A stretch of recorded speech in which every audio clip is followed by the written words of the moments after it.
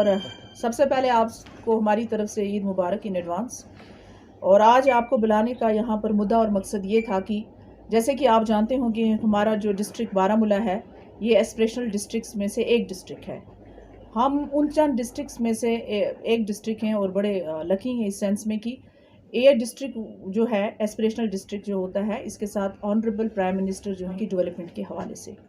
पहले मैं ये बता दूं कि जो एस्पिरेशनल डिस्ट्रिक्ट प्रोग्राम था ये 2018 में ऑनरेबल प्राइम मिनिस्टर ने लॉन्च किया था उन डिस्ट्रिक्ट्स के लिए जो जिनका सोशो इकोनॉमिक स्टेटस जो है उन इंडिकेटर्स में बहुत पीछे है डेवलपमेंट के हवाले से, जिनको बैकवर्ड डिस्ट्रिक्ट्स कहा जाता है। और उसके बाद जो हमारा डिस्ट्रिक्ट जो था जो 2018 में जो रैंक था हमारे डिस्ट्रिक्ट का था बैकवर्ड डिस्ट्रिक्ट्स में से वो 108 पे था। जब हमारा डिस्ट्रिक्ट जो है आइडेंटिफाई किया गया इस प्रोग्राम के अंडर, तो मेन इसका जो फोकस होता है 5 थीमेटिक्स एरिया पे इसका फोकस किया जाता है और नीति आयोग इसमें कुछ इंडिकेटर्स जो हैं वो आइडेंटिफाई करता है। वो एरियाज कौन कौन से हैं? एक हेल्थ एंड न्यूट्रिशन है सबसे पहले, उसके बाद एजुकेशन है, उसके बाद एग्रीकल्चर एंड वाटर रिसोर्सेज है, then financial inclusion and skill development, और लास्ट में बेसिक इंफ्रास्ट्रक्चर आता है। यहाँ मैं कह देना चाहती हूँ कि जो फर्स्ट 2 हैं health and nutrition and education, यानी कि मेन जो गवर्नमेंट का ऑब्जेक्टिव था, फर्स्ट प्रायोरिटी जो है वो ह्यूमन रिसोर्स डेवलपमेंट को दी गई है जो इन 2 डिपार्टमेंट से वाज़ा होती है। उसके बाद आ जाता है इकोनॉमिक डेवलपमेंट, हो गया एग्रीकल्चर एंड वाटर रिसोर्सेज। मैं आपको सबसे पहले स्कोर्स बताऊंगी कि 2018 में क्या स्कोर्स थे और जब से ये एस्पिरेशनल डिस्ट्रिक्ट बना है उसके बाद आज हमारे क्या स्कोर्स हैं इन सारे थीमेटिक एरियाज़ में। हेल्थ एंड न्यूट्रिशन में 2018 में जो स्कोर था दैट वाज 59.2 और आज हमारा स्कोर जो है फरवरी 2022 की फिगर मैं आपको बताती हूँ वो है 80। एजुकेशन में 42.2 और आज हमारा 64.7 है। एग्रीकल्चर एंड वाटर रिसोर्सेज जो हैं उसमें 11.2 था, आज हमारा 21.1 है। यहाँ पर financial inclusion and skill development के हवाले से मैं कह देना चाहती हूँ कि हम स्किल डेवलपमेंट में थोड़ा पीछे रहे। कोविड की वजह से हम स्किल डेवलपमेंट जो ट्रेनिंग कोर्सेज होते हैं वो नहीं कर पाए। दूसरा जो है इसमें एक एक्शन प्लान हमने रिसेंटली, आपने देखा होगा हमारे डीसी साहब ने एक मीटिंग की और उसमें उन्होंने जो है एक एक्शन प्लान बोला, एक एजेंसी के साथ बात करके उनको बोला एक एक्शन प्लान जो है 2 महीने के अंदर फ्रेम करके दीजिए ताकि इस जो हमारा ये एरिया भी है इसको एड्रेस किया जाए। सबसे पहले मैं आऊँगी जो हमारा, जैसे मैंने आपसे कहा कि ह्यूमन रिसोर्स डेवलपमेंट प्रायोरिटी है इस गवर्नमेंट की, तो उसी पे आने की कोशिश करूँगी। मैं आपको बता देना चाहती हूँ कि जो हेल्थ एंड न्यूट्रिशन था उसमें क्या था, हमारा इंडिकेटर्स क्या थे और उसमें हमने क्या प्रोग्रेस की है। देखिए हेल्थ और न्यूट्रिशन में जो है औरत की सेहत के हवाले से बहुत ज़्यादा जो है बच्चा और औरत इन दोनों पे बहुत ज़्यादा मेन फोकस रहा है, जिसमें मैं बताऊं एक टारगेट अप्रोच जो थी हमारी for pregnant women's for ANC checkup providing of nutrition other health services, ये हमारी फर्स्ट प्रायोरिटी थी इसमें। उसके बाद आ जाता है सेक्स रेशियो का। तीसरा हमारा आ जाता है कि जो converting of public health centres को जो है हेल्थ एंड वेलनेस सेंटर में। उसके बाद आ जाता है target to decrease the percentage of जो सीवियर होते हैं एक्यूट माल न्यूट्रिशन या मॉडरेट माल न्यूट्रिशन है, उनको किस तरीके से उनमें कमी हो जाए जो इस किस्म के बच्चे होते हैं। फिर overall improvement in health structure. मैं आपको बता दूं कि जो अचीवमेंट हमारी रही है 100% अचीवमेंट, जो इंडिकेटर्स थे उसके मुताबिक जो बच्चे थे उनको फुली इम्यूनाइज्ड किया गया 9 से 11 महीने के दरमियान जो बच्चे थे। उसके बाद 97.22% ANC आर रजिस्टर्ड with जो थर्ड जो 12th वीक में प्रेग्नेंट लेडीज़ होती हैं उनका रजिस्ट्रेशन किया गया। 97.9% जो है pregnant womens are registered for ANC to total estimate pregnancies. तो मैं यहाँ कह दूँ कि औरत की सेहत के हवाले से और बच्चे की जो है न्यूट्रिशन और हेल्थ के हवाले से जो है ये first priority government of India की रही।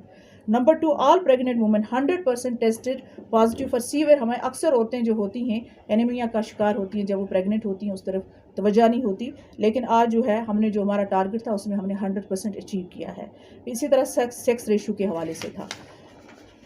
अक्सर जो पहले वक्त होता था घरों में डिलीवरीज हो जाती थी, लेकिन इसमें पूरी तरह से इस चीज़ को इंश्योर किया गया कि इंस्टीट्यूशनल डिलीवरीज हों, जिसमें हमारा जो है अचीवमेंट है 97% है। फिर उसके बाद जो है ट्यूबरक्लोसिस जो है उसके हवाले से जो हमारा टारगेट था वो 100% हमने अचीव किया है डिस्ट्रिक्ट में। फिर 219 सब सेंटर्स जो थे PHCs अगेंस्ट 273 उनको कन्वर्ट किया गया as health and wellness centre. ये मैं आपको 2018 के बाद 2022 के दरमियान की बात बताती हूँ। फिर 2425 आंगनवाड़ी सेंटर्स जो हैं उनको एनोराइट मोबाइल फ़ोन्स प्रोवाइड किया गया ताकि वो अपलोड करें जो बेनिफिशरीज आती हैं, और एक उसमें एक सिस्टम होता है, एक ऐप होता है पोशाक ट्रैकर एप्लीकेशन, उसके थ्रू उनको वो एनोराइट मोबाइल प्रोवाइड किए गए। फिर 16 24/7 PHCs has been upgraded to IPSHS standards. ये था आपको हेल्थ के हवाले से जो मैंने आपको बताया, लेकिन साथ साथ मैं यहाँ कुछ और ऐड करना चाहती हूँ। मेडिकल कॉलेज की एक्सपेंशन के लिए हम काम कर रहे हैं, फाइल जो है इन पाइपलाइन है और आई एम श्योर कि इस पे काम हो जाएगा। और जो एरिया हमारा निगलेक्टेड है दैट इज़ ओवरऑल डिस्ट्रिक्ट की बात करूँगी बड़े लेवल पे, वो that is mother and child hospital के हवाले से, जिस पे हमने गवर्नमेंट के साथ बात उठाई है और मुझे लगता है कि ज़मीन मिलते ही उस पर काम हो जाएगा। अब ये प्रोसेस में है ये। साथ में जितने आयुष हमारे सेंटर्स थे, आयुष की तरफ किसी की तवज्जो नहीं थी, लेकिन जितने हमारे सेंटर हैं उनके टेंडर के लिए जा चुका है। उनकी रेनोवेशन का काम तमाम डिस्ट्रिक्ट में 20 से ज़्यादा आयुष सेंटर्स हैं जिनका अभी रेनोवेशन होगा और कुछ नए हम इस्टेब्लिश कर रहे हैं।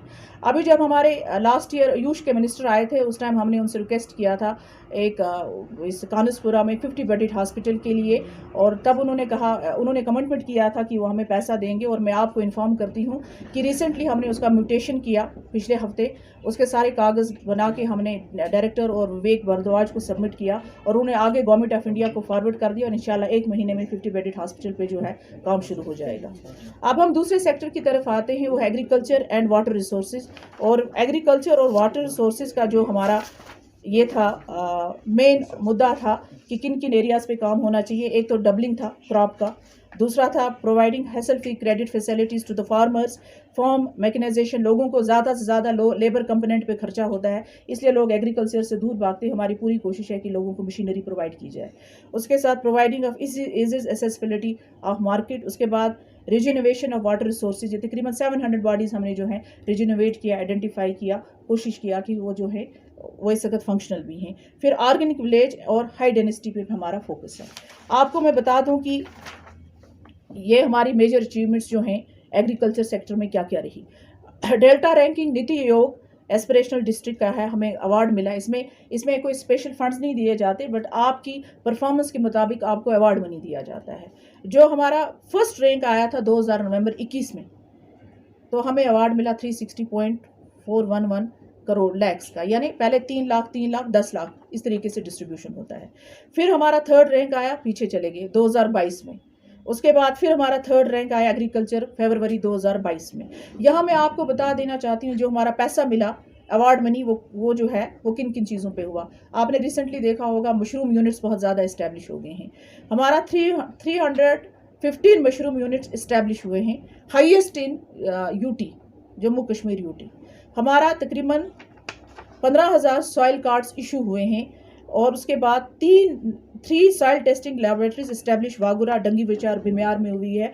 उसके बाद तकरीबन 30,000 रेवेन्यू रियलाइज्ड सॉइल टेस्टिंग हमारे हुए हैं, ये हाईएस्ट इन यूटी में है। इसके बाद हमारा तकरीबन 1700 PMKY पेंशन कार्ड इशू हुए, highest in union territory.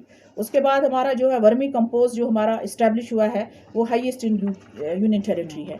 Area expansion oil seed का जो है that is highest in union territory. आप पता भी कर सकते हैं, आज वो ज़माना नहीं है, आज तो आप चाहें तो आप राइट टू इन्फॉर्मेशन एक्ट के तहत ये इन्फॉर्मेशन ले भी सकते हैं। उसके बाद फाइनेंशियल सेचुरेशन का हमारा था the only district in this our district that is Baramulla.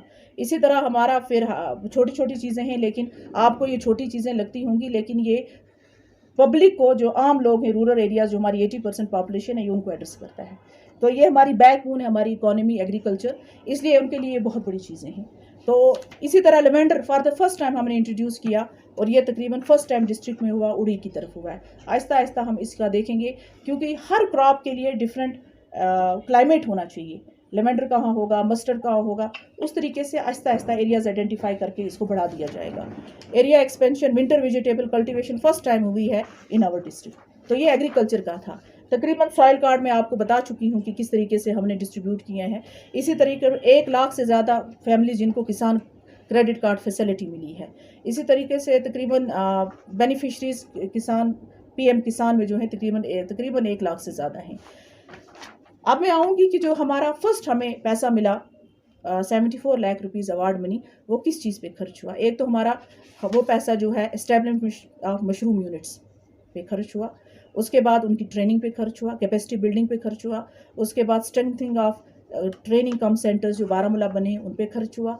और ये चीज़ें जो है मशरूम है, बी कीपिंग है, इससे हमारा बहुत ज़्यादा जो नौजवान है उनको एम्प्लॉयमेंट जो है मिलता है, इट्स रोज़गार मिलता है। It's an enterprises at a small level, लेकिन लोग जो हैं घर बैठे भी इस चीज़ को कर सकते हैं और उस तरीके से इकोनॉमी जो है बहुत इम्प्रूव होती है।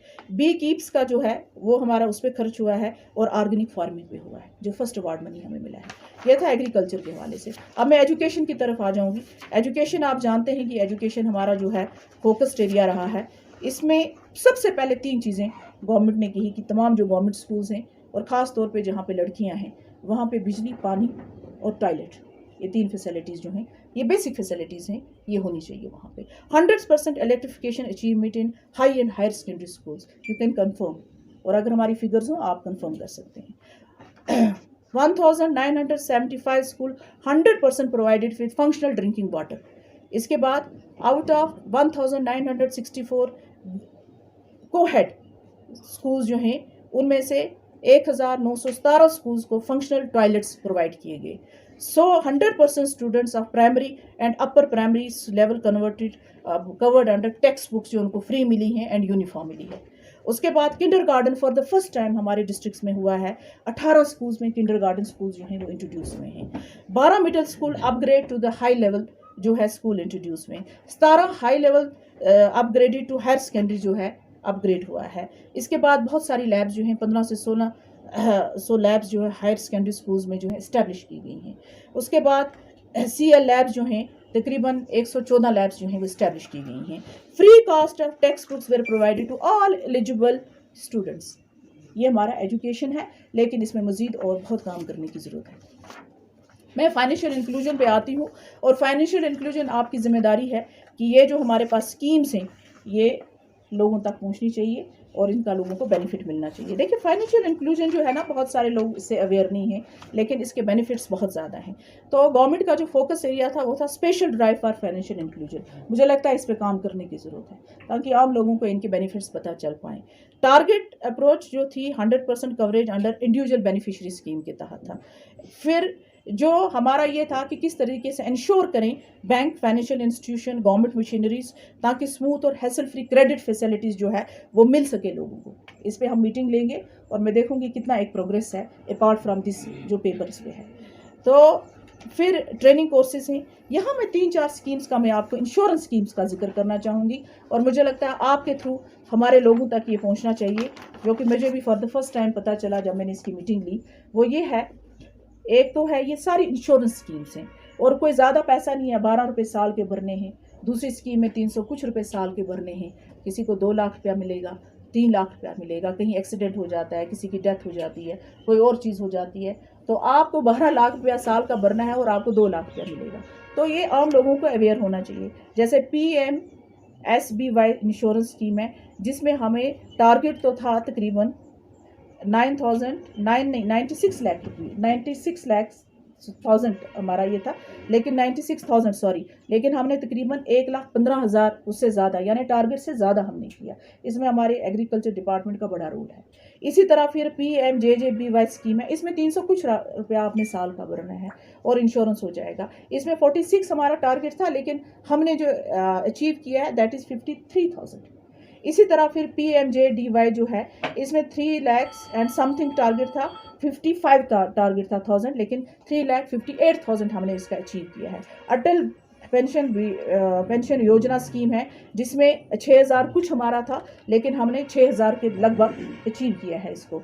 तो इसी तरह से मुद्रा है, मुद्रा पे हमारा जो था उसमें बेनिफिशरीज जो हैं थोड़ा बहुत कम है। लेकिन आपके ज़रिए मैं इनफैक्ट मैंने डीसी से बात की है और इंफॉर्मेशन वालों से भी बात की है कि ये जो फाइनेंशियल इंक्लूजन की स्कीम्स हैं ये ज़्यादा से ज़्यादा पब्लिक डोमेन में आना चाहिए ताकि आम लोग इसका एडवांटेज उठाएं। और इसमें कोई ये क्राइटेरिया नहीं कौन गरीब है अमीर है, कोई भी इसमें अप्लाई कर सकता है और इसके बेनिफिट्स को अवेल कर सकता है। अब मैं आती हूँ इंफ्रास्ट्रक्चर की तरफ से। इंफ्रास्ट्रक्चर पे जो है आपको पता है कनेक्टिविटी का होता है। उसमें यह है कि टारगेट जो था हमारा नेचुरली अनकनेक्टेड एरियाज़ को कनेक्ट करने का है, यानी 100% होना चाहिए। फिर उसके बाद कम्युनिकेशन फैसिलिटीज़ होनी चाहिए पंचायत पे। 402 पंचायतें हैं हमारे डिस्ट्रिक्ट में, हमें देखना है कि कितनी जगह कम्युनिकेशन फैसिलिटीज़ अवेलेबल हैं।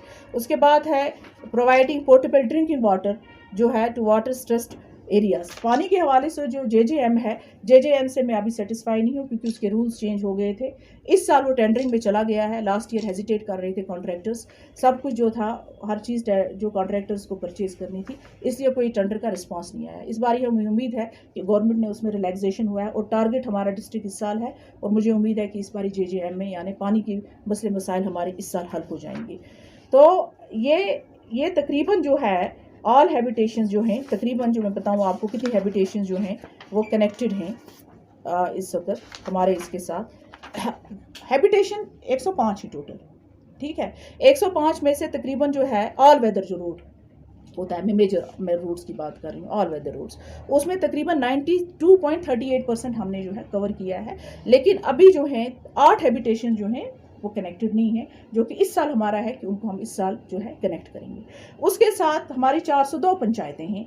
402 पंचायतों में से जो है कॉमन सर्विस सेंटर आपने सुना होगा, ये इंट्रोड्यूस किया गया है और 376 पंचायतें जो हैं वो इसमें कवर हुई हैं इसके साथ। लेकिन जैसे मैं आपको पहले कह चुकी हूँ कि प्रॉब्लमेटिक एरियाज कौन से हैं उस पर मैं आऊँगी, लेकिन मैं आपको बताऊँ कि अंडर एक स्कीम है PMAY स्कीम, जिस एंड ग्रामीण आपने सुना होगा, 3,400 houses have either been completed or at the stage of completion since 2018 से मैं कह रही हूँ आपसे।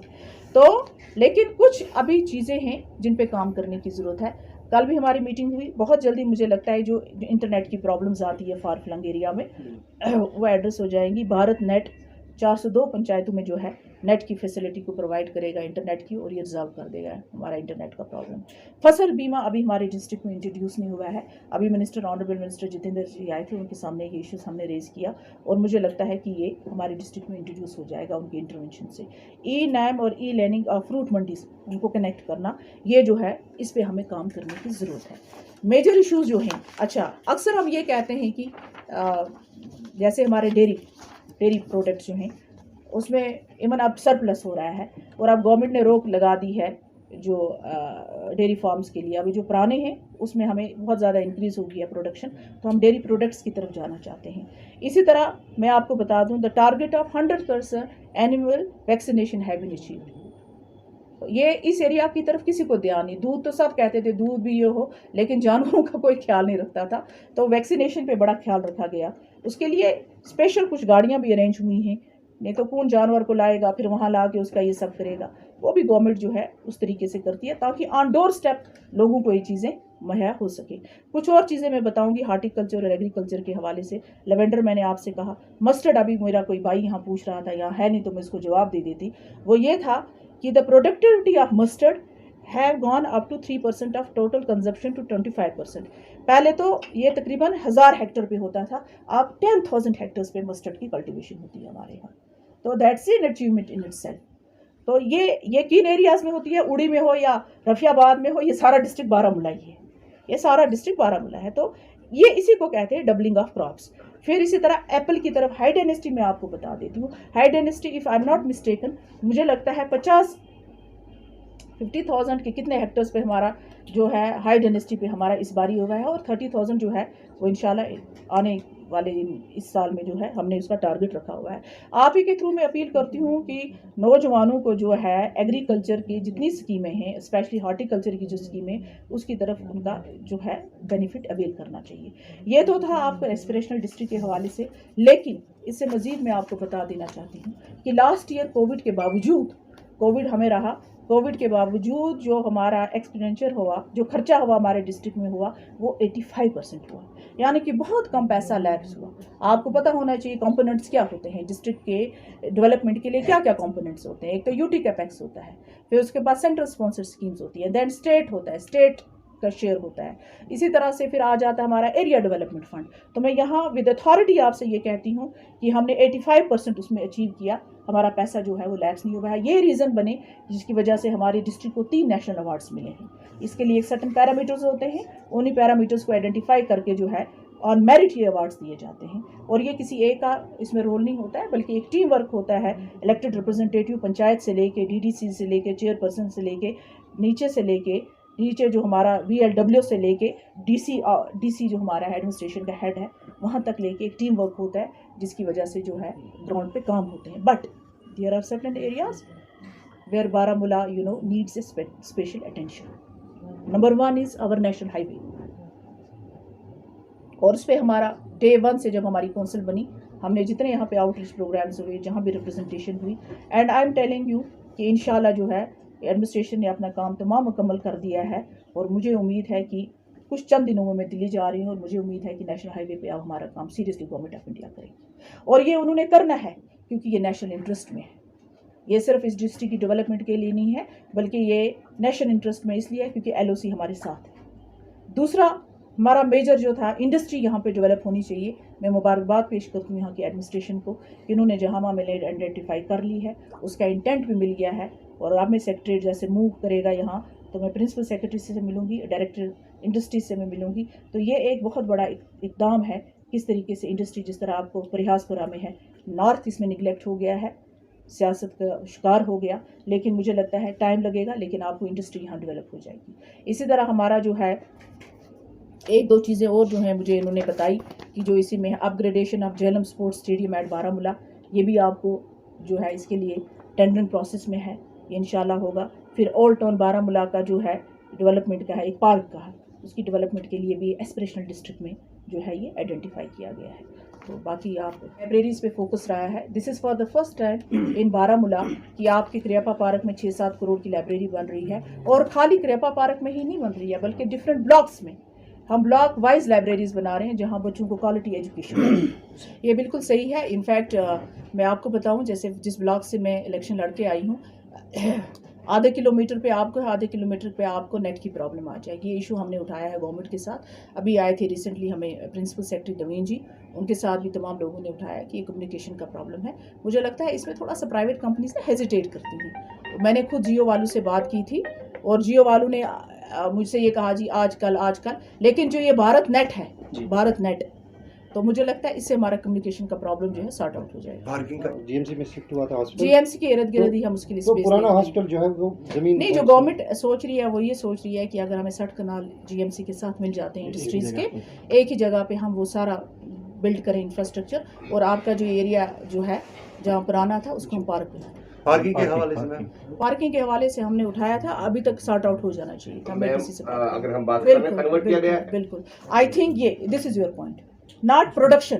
योर पॉइंट इज कि एग्रीकल्चर लैंड हैज बीन, नहीं, agriculture land has been converted into for building colonies, तो वो तो मैं आपको 1 साल का हिसाब दे सकती हूँ जब से मैं चेयरपर्सन बनी हूँ। तो जो गुनाह उन लोगों ने किए उसके लिए तो हम रिस्पॉन्सिबल नहीं। One more point, agriculture land के हवाले से this government is very serious. मुझे नहीं लगता है कि अब जो है उस किस्म की किसी एक्सपेरिमेंट्स चल पाएंगी, क्योंकि अगर आप एग्रीकल्चर को ही ख़त्म कर दोगे तो हमारी तो बैकबोन ही ख़त्म होगी ना। कश्मीर में 2 चीज़ें इंपॉर्टेंट हैं, one is agriculture, the other is tourism. और कौन सी इंडस्ट्री है यहाँ पे? तो इसलिए एग्रीकल्चर जो है, तभी मैं बार बार कहती हूँ, ये एस्पिरेशनल डिस्ट्रिक्ट के हवाले से आपका सवाल नहीं है, क्योंकि ये इसके लिए रेलिवेंट ही नहीं है जिस हवाले से मैं प्रेस कॉन्फ्रेंस कर रही हूँ। लेकिन एग्रीकल्चर जो है ये और ये हर एक गवर्नमेंट की जो फर्स्ट प्रायोरिटी होनी चाहिए कि किस तरीके से एक तो यूथ को लाना है एग्रीकल्चर, यूथ को आपने करना है। आज मुझे बताइए, लाखों एक आदमी है, मैं उसको पर्सनली जानती हूँ, उसका बिजनेस ये है कि वो तकरीबन 40-50 हज़ार पेटियां जो है फ्रूट की खुद करता है। बेटा कहता है मुझे 4th क्लास दे दो, मैं ये काम नहीं करूँगा। सो हमारे यूथ को एग्रीकल्चर को एज ए प्रोफेशन लेना चाहिए। हमारा यूथ इसकी तरफ आ नहीं रहा है, लेकिन अब इस गवर्नमेंट की जो है जैसे सेल्फ एम्प्लॉयमेंट जनरेशन स्कीम्स हैं जो मैं यहाँ डिस्कस नहीं कर सकती हूँ, बहुत सारी ऐसी स्कीम्स हैं गवर्नमेंट की। और मुझे लगता है कि अब हमारा जिस तरह साउथ कश्मीर में नौजवान अवेयर हो गए हैं और उन्हें एग्रीकल्चर को एज ए प्रोफेशन लिया है, नॉर्थ कश्मीर के लड़कों को, नौजवानों को भी मैं अपील करती हूँ कि आप एग्रीकल्चर को ये नहीं लगो कि हमारे बाप दादे ने किया तो हम नहीं करेंगे, तो इसको आप ये कहते हैं कि अनटचेबल है। ये अनटचेबल नहीं है। लोग बाहर यूरोपियन कंट्रीज में बड़े पढ़े लिखे लोग जो हैं पढ़ लिख के आके एग्रीकल्चर में आते हैं, तो एग्रीकल्चर को बढ़ावा होना चाहिए। और हमारे नौजवानों से मैं अपील करती हूँ कि एग्रीकल्चर को एज ए प्रोफेशन लीजिए। मैम, आप चेयरमैन हैं पिछले 1 साल से, तो हम ये कहेंगे कि जो वॉल्यूशन हो रही है वहाँ आबी अवल में जो यहाँ पर तामीराती काम खुसूसन नेशनल हाईवे के दोनों अतराफ, तो इसमें प्रोडक्शन में इजाफा के बजाय कमी होगी। जाएगी। बिल्कुल। तो यही ऐसी कोई शिकायत हो आप रिटर्न भेजिए, हम उस पे बिल्कुल एक्शन करेंगे। बिल्कुल जो भी जाते हैं मतलब इनको परमिशन अलाउ कौन करता है? नेचुरली वो जो अलाउ करता है उनको आइडेंटिफाई किया जाएगा। आप रिटर्न कंप्लेंट कीजिए, राइट जो इंस्टीट्यूशन है उसमें एक्शन करेंगे, फाइल ए रिटर्न कंप्लेंट। मैडम एक और हर एक डिपार्टमेंट की आपने तारीफ की, बट मीडिया के लिए कोई जगह नहीं है यहाँ पे, उस हवाले से। मेरे भाई, मैंने पिछले साल आप लोगों के लिए, हमारी कौंसिल ने, नॉट मैंने, 50 लाख रुपए अपने एरिया डेवलपमेंट फंड में से हमने किया। मैंने जो आज चीफ सेक्रेटरी साहब हैं उनको फ़ोन करके कहा कि हमें प्रेस क्लब यहाँ बुलाना है। गाइडलाइंस इनको मालूम है, गाइडलाइंस अलाउ नहीं करती। लेकिन अभी रिसेंटली मैं और डीसी साहब बैठे, उन्होंने कहा हम एक बिल्डिंग आइडेंटिफाई करेंगे और प्रेस के लिए हम वो बिल्डिंग दे देंगे। बाकी जो खर्चा आपको आता है, अगर गाइडलाइंस हमें इजाज़त देंगी, जो हमें अवार्ड मनी है, अगर आपको वहाँ कुछ चंद लाखों का खर्चा आएगा वो कौंसिल देगी। टूरिस्ट डेस्टिनेशन के लिए यहाँ पर कोई हाँ, नई ये जगह इम्पॉर्टेंट मुकर्रर आपने की गई है? कहा, ये इम्पॉर्टेंट आपने कहा। जो टूरिस्ट, हाँ ये देखिए ना, ये एरियाज जो है ना, टूरिस्ट अभी जो आता है गुलमर्ग से घूम फिर के चला जाता है, नहीं, लेकिन हमारे यहाँ बहुत ज़्यादा रिलीजियस टूरिज्म का है, बारामूला का, यू नो, रिलीजियस टूरिज्म का, तो उस पर फोकस होना चाहिए। अब ये चीज़ें आहिस्ता आहिस्ता होंगी, ये तो आलफ जादू की छड़ी तो नहीं है ना, घुमाएगा इंसान तो खड़ा हो जाएगा कुछ। इसकी तरफ गवर्नमेंट को फंडिंग भी होनी चाहिए ना, फंड इज एन इशू, वो भी होना चाहिए। डिपार्टमेंट की तरफ से एक हुक्मनामा जारी किया है गुज़िश्ता कुछ दिन पहले कि फसल जो है दान की ना लगाए, क्या कहना चाहेंगे उन ऐसा कुछ है आपके पास? हाँ मैडम, दिखाएं जरा। वो सोशल मीडिया पे आ गया है, फिर विड्रॉ कर लिया उन्होंने विड्रॉ कर। उन लोगों के लिए क्या मैसेज देना चाहेंगे जो कि फार्मर्स है, जो कि तशवीश में मुब्तला हो चुके हैं? अब तो गवर्नमेंट ने वो इरिगेशन डिपार्टमेंट ने वो ऑर्डर विड्रॉ कर लिया है। नहीं 26 को जो रफियाबाद बुला कर 26 का वो आ गया था नया। नहीं, I don't have information about this. मैं कंफर्म करूंगी फिर आपको बताऊंगी। फुटपाथ की कमी है बारामूला में जो है, शायद सेंट जोसेफ रोड्स का ही आप देखिए कितना है, दुकानें तो इतने आगे आगे ले आए हैं, लेकिन लोगों को भी तो इसमें मदद करनी है। सबसे बड़ी कमी तो यहाँ अब पर अगर आप इनको ट्रैफिक जैम होता है, ये अगर हमारे इनको पास थोड़ा सा पार्किंग का दूर कुछ नहीं है। पार्किंग करेंगे, अगर आप थोड़ा सा इनको कहो ना पीछे होने के लिए, लेकिन इसमें जो public है operation जो होना है चाहिए। अभी भी जो है, लेकिन टूटा फूटा है, चलने का रास्ता ही नहीं है। वो आरएनबी से मैम बात करेंगे। मैम इस रिलेटेड एक